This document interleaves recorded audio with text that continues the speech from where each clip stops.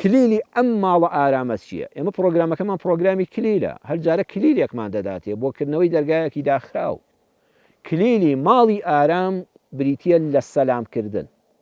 قورئانی پڕبەرەکەت و بەخشش لە سوورەتی ئەننووردا ئەتەوێ ماڵەکە نووری تێدا بێ بە سوورەتی ئەننوور دەی کاکە گوێ بگرە خوشکم گوێ بگرە فإذا دخلتم بيوتا فسلموا على أنفسكم بەڵام تحية من عند الله مباركة طيبة. چەند دەرسێک لەم ئاەتە قورئانی وەردەگرین. قورئان دەفەرمێت کە چوویتەوە ماڵەوە سەلام بکە، بەڵام سەلامێک من عند الله، ئەو سەلامی کە ئیسلام دایناوە کە ئەڵڵا دایناوە، بڵێ ئەسسەلام عەلەیکم، بڵێ سەلام عەلەیکم. ئەنجا بڵێت چۆنن؟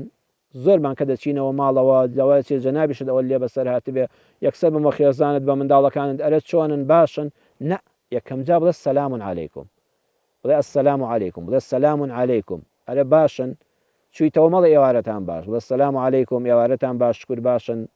ئەتر بەو شێوازە وشەکانی تر بەیانیت باش، ئێوارەت باش، ئەم کاتەت باش، چۆنی باشی، ئەمانە مانیع نین، خراپ نین، چاکن.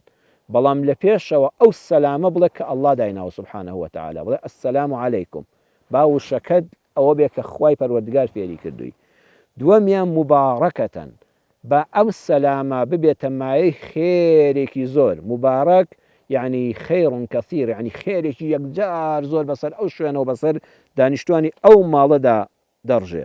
ئەم سەلامە گەرم و گوڕە بەرەکەتی ناو ماڵە، چونکە دڵنیابن ماڵی تەباو پڕ لە خۆشەویستی بەرەکەتی ڕزق و ڕۆزی تێدایە. کوردەواری ڕەحمەتی خۆیان لێبوو، با و باپیرانمان چەند جوان ئێمەیان فێر کردووە. کاسەی پڕ ئاشتی ماڵە، مەیەکێکە لە پەندەکانی پێشینان، کاسەی پڕ ئاشتی ماڵە. دەیوەرە ئەم پەندی پێشینانە جەناب دوای بیری لێ بکەویان لای خۆ ئێستا بینوسە لەو سەرەوە بیخوێنەوە. ئەبێتە چی؟ ئەبێتە ئاشتی ماڵ مایەی پڕی کاسە و قاسەی ناو ماڵە. لەو سەریشەوە ئاوای لێ دێتەوە. پێشینانمان فەرمویانە کاسەی پڕ ئاشتی ماڵە. ئاشتی ماڵیشە دەبێتە هۆکاری ئەوەی ئەم ماڵە نە کاسەیان نە قاسەیان بەتاڵ نەبێ. ئەمەش ڕێک فەرموودەکەی پێغەمبەرە صلی الله علیه وسلم. زۆرێک لە پەندەکانی پێشینانمان سپاس بۆ خوا لە فەرموودە زێڕینەکانی پێغەمبەرەوە صلی الله علیه وسلم وەرگیراون. سەرۆرمان دەفەرمێ ما من أهل بيت يتواصلون فيحتاجون.